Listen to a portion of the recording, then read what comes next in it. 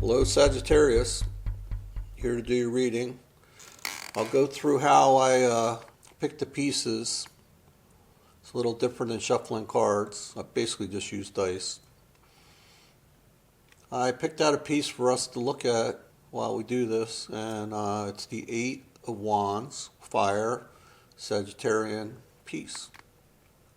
It's normally wands or arrows flying through the air at high speed. It's all about energy. People talk about it as a card of communication. So I'm really looking forward to seeing what comes up, because I myself am a Sagittarius in 3 places actually: Sun, Mercury, and Venus. So let's start.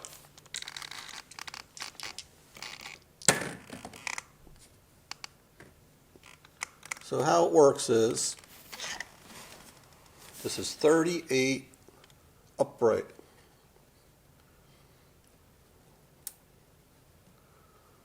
This dice here indicates whether it's going to be read as a upright or reverse.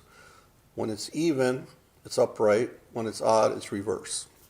So this is 38 upright. I gotta write this down.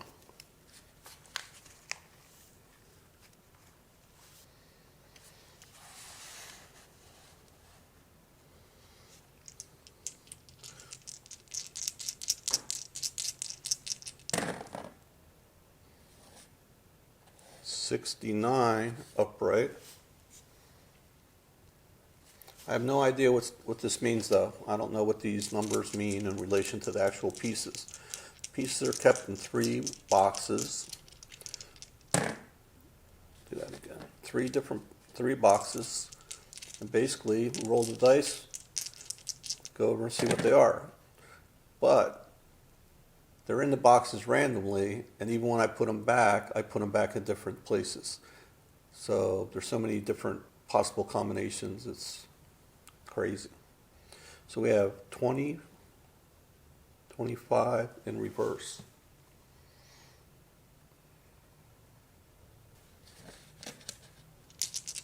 Two more, we'll do 5. That's a 6, no, yeah. 14 upright.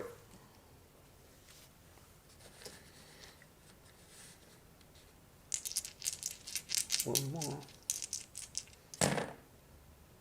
52 in reverse. Okay. I'm going to go pick the pieces out, clear the board, set up, and I'll be back with your reading. Hello Sagittarius. I'm back with the pieces. Looks pretty cool to me.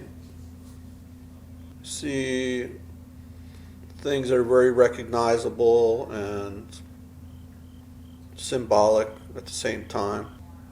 Before I get into a traditional read, I'd just like to step back and take a look at the way we look at tarot, the reasons we use tarot, maybe another way of looking at tarot. I see tarot as a jumping off point, like the Ace of Wands in the back means butterfly.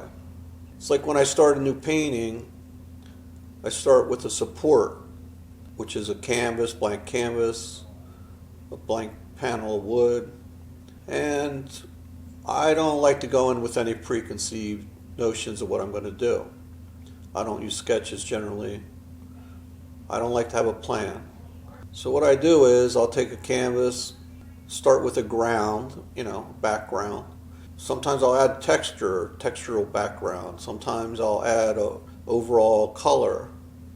And I look at that as a jumping off point, because within that there's usually a suggestion of where to go next.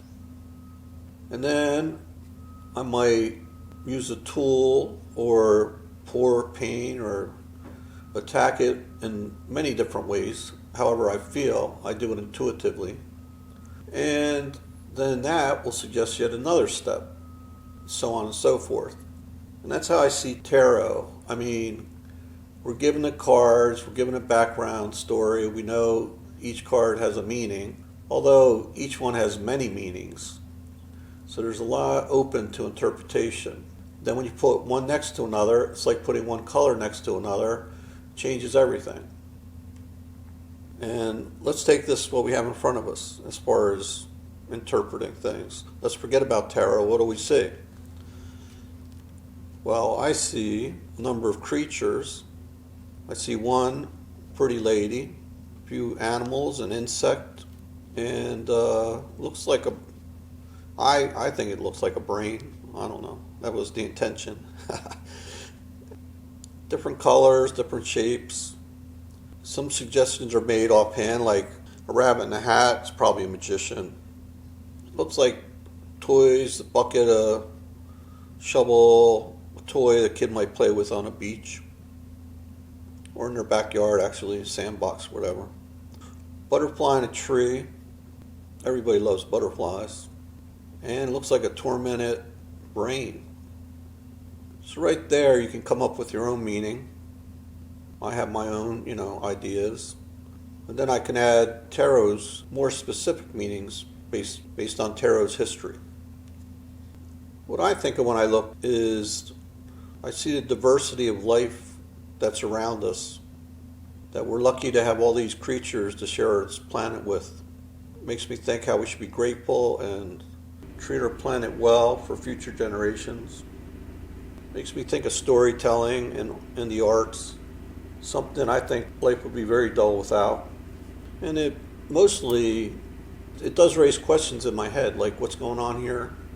It stimulates my brain, makes me ask questions. And tarot's great at that. I think it's tarot's biggest job. Get us thinking about things that normally in our rush day work and taking care of business, taking care of the family, that we can skip by, pass by without even taking the time to think, because we're too busy. And I think we all fall into that trap. So I'm going to do a little more traditional reading. I'll go through the pieces first just to tell you what they are, if you haven't guessed yet. I'll keep that part brief. The first piece here on the left is the Queen of Cups. She's Cancer, water of course. Next to her in the center is the White Rabbit in a hat. That's the Magician. I know it's kind of like a cornball version of the Magician, but I like it graphically. And it does speak to what it's about. Next to that, on the far right, over here, the green elephant with the bucket and the shovel. That's the Six of Cups.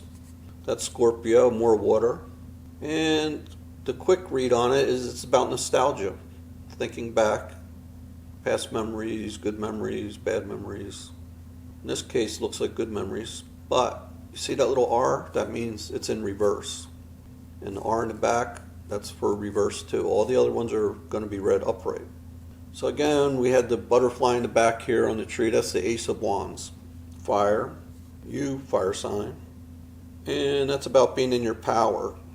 It's an ace, so it's a new start, new beginnings. Fiery, energetic, new beginnings. It's nice you showed up in your own reading. And then the last piece is the Three of Swords, air. And that's about generally being stuck in a cycle, stuck in our heads. Interesting that it showed up last. But we'll clarify. I think we'll clarify both reversals, or maybe the Magician, because that's the major arcana here, and that has the most energy. It kind of looks like the center of the spread right now in this configuration. We'll see.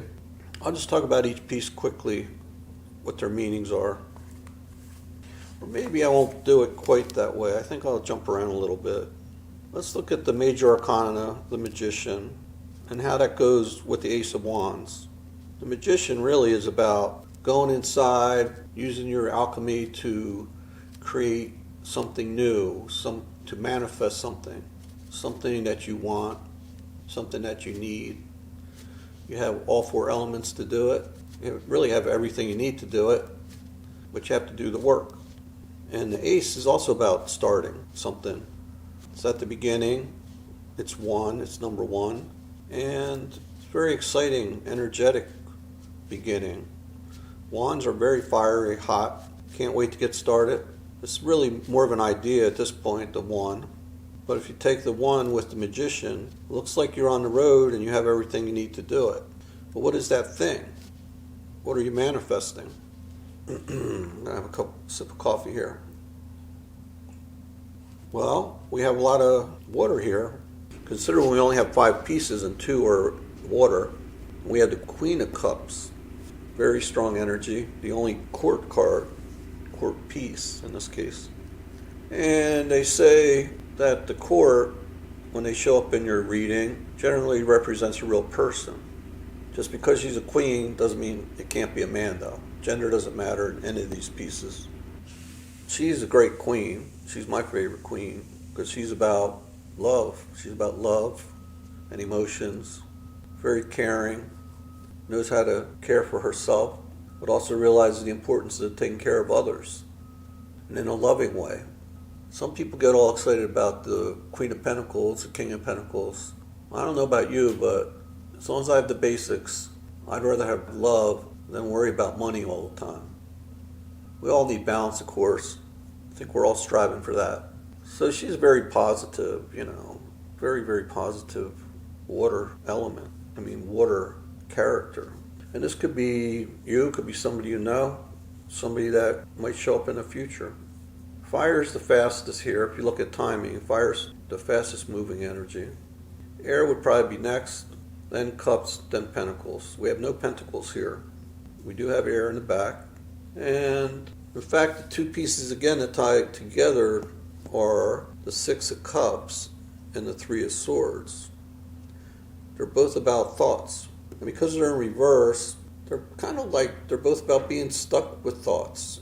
The 6 of Cups is about being stuck too much in nostalgia. Nostalgia is a great thing, but everything can go too far. And in this case, it's going too far. And the 3 of Swords, although it's worse in upright, it's still about being stuck. Might be coming out of it a bit. Maybe this fiery energy and the magician. And love is a powerful healing tool too. Altogether, maybe that'll pull this person or these people out of these kind of darker energies. They're not, well, I was going to say they're not terrible, but the 3 of Swords is pretty tough. Again, in reverse, it's not quite as bad. Yeah, the 6 of Cups being about our memories and thinking, but it tends to be more emotional, whereas the air is more mental and painful. I think the Cups more about longing, missing somebody, thinking about them. both are probably could be even thinking about somebody or something every single day, almost every minute. And when that happens, we have to break that cycle. We don't have the devil here, so it's not as bad as it could be. And I think because the magician's the strongest force, that's our get out of jail card. We're in the right direction, manifest. Maybe we're manifesting love and change. Because the butterfly is a symbol of transformation. And beauty and nature are also healers. And we definitely have that here. Okay, so I'm gonna clarify a couple pieces here. Still not sure which way to go. I'm gonna use these little cards here, I know that much. These are Visconti Tarot mini deck. There's not a lot of room here to shuffle or anything. I'll do my best. Of course, I shuffled earlier.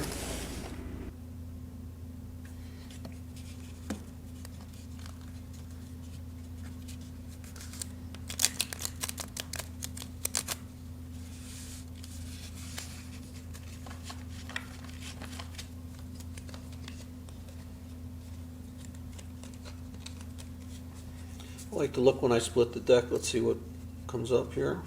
We have, the Re di Bastoni. That's the King of Wands. And on the other side is the 8 of Cups.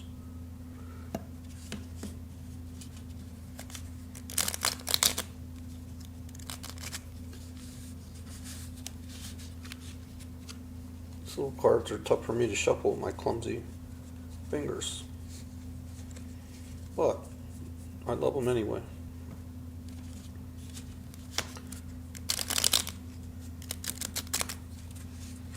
Okay, I'll cut.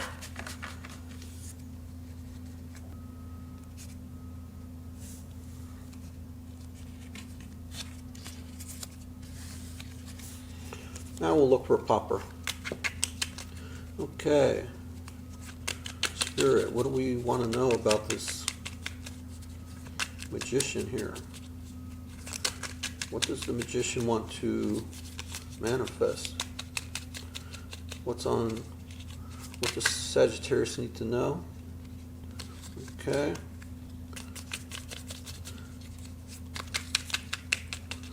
What do we need to know about the magician?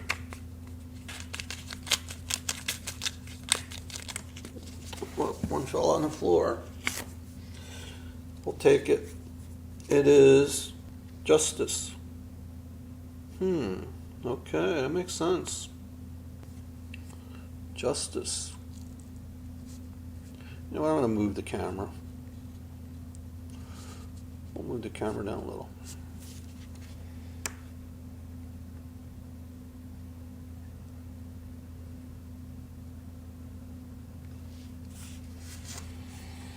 Justice. So Sagittarius wants justice. We don't know what Sag wants justice for, but it makes sense. From what I know about Sagittarians, they really believe in doing the morally right thing. They believe in justice and fairness. Let's pull one more for that. Let's see what we get for that. One more card for the magician, please. What is the magician manifesting here? Or what should Sagittarius be manifesting at this time? Okay, we got the Star. Another nice card. You know what? That's three major arcana on top of each other. So I'm glad I did clarify this. Three major arcana. The Star. So Sagittarius manifesting wanting to be a star, wanting to be the star at work, the star in their field, dreaming, wishing and manifesting. Are they very different? First we wish, then we manifest. Let's clarify the Three of Swords. Maybe it'll tell us why Sagittarius is in their head, stuck in their head a little here. This time, October 2020. Let's clarify the Three of Swords, please.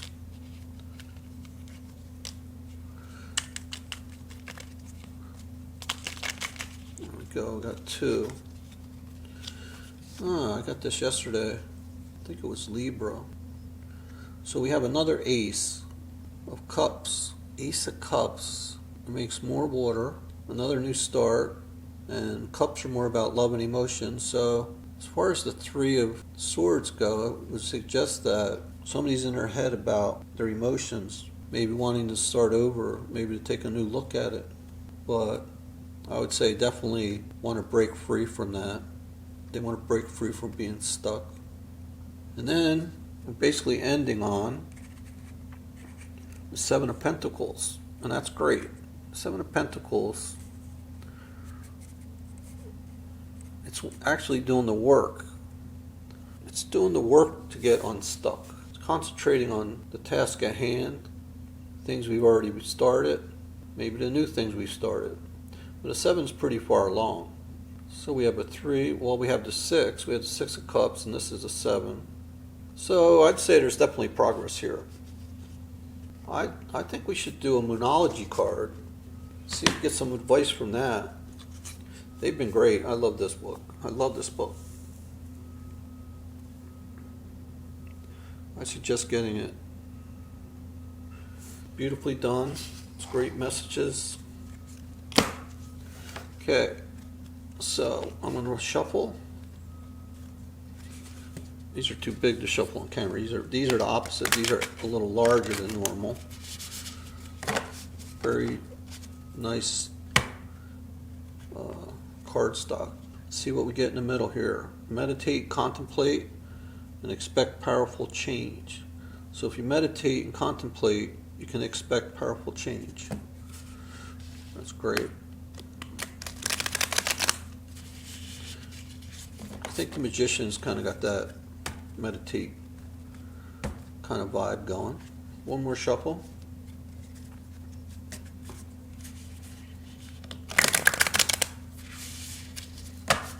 Okay, let's see what we get. What kind of advice can we get for Sagittarius? Including myself, I guess. I do my cards almost every day. I try to do them every day. Whoa, two. All right. I'll take this one. It fell on the floor. It's a Leo card. How about that? Another fire sign. Interesting. Don't let pride get in your way.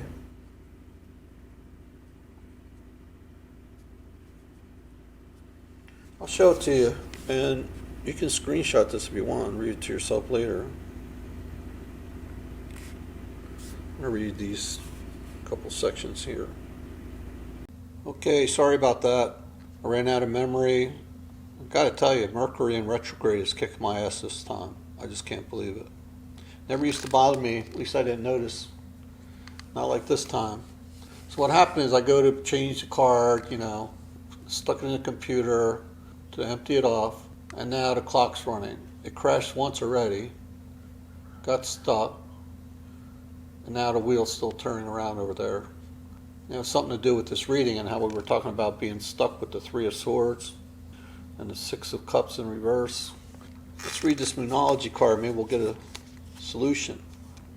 Okay? Don't let pride get in your way. Full moon in Leo. Have you been letting your pride become an obstacle? Is the question you're asking based on your ego, or is it from your heart? Leo energy is all about the heart. Think of the big-hearted king of the jungle, the lion. Its energy is magnificent, but when it's combined with the rush of the full moon, it can become over the top. This card may have come to you because you need to end a deadlock that is developed. More love and thoughts for the greater good are the solution to this dilemma. That's interesting. More love and thoughts for the greater good are the solution to this dilemma. Sounds like a good solution for many of our problems. If you've not been doing as you would be done by lately, this is the time to find a balance between your own needs and the needs of the people around you. This will help all your relationships. Attune to the moon. Be magnificent without being plain too much. Additional meanings for this card. Self-esteem is good. Vanity is not. Everyone is equally important. Creative urges should be followed. Work some magic! Exclamation. A friendship may be ending now. I thought I remembered this card and the meaning behind it before. A friendship may be ending now. Sounds kind of sad to me, but maybe there's a good reason behind it. Sometimes we don't know. Sometimes the universe pushes these things on us because they're for our greater good, or for the greater good of everybody involved, as this card spoke about. Okay. Thanks for coming, Sag. Hope to see you next time. Bring a friend. Don't forget to comment, share, like, and subscribe. Love you all.